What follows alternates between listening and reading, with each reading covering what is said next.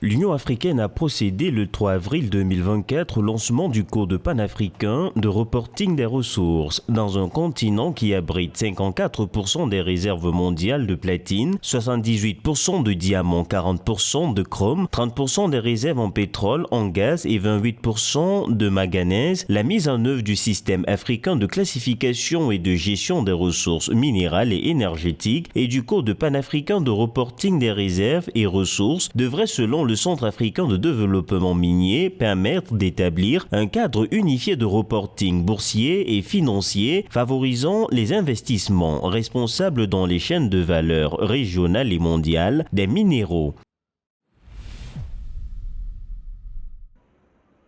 L'Angola, le Malawi et le Lesotho ont signé le 28 mars 2024 le protocole sur l'emploi et le travail de la communauté de développement de l'Afrique australe. Introduit en 2014, le protocole de la SADC sur l'emploi et le travail vise à harmoniser les pratiques et les conditions de travail dans les États membres. De l'avis de certains experts, la signature et la ratification de ce protocole devraient également permettre d'accélérer le programme d'intégration établi par les membres de la SADC.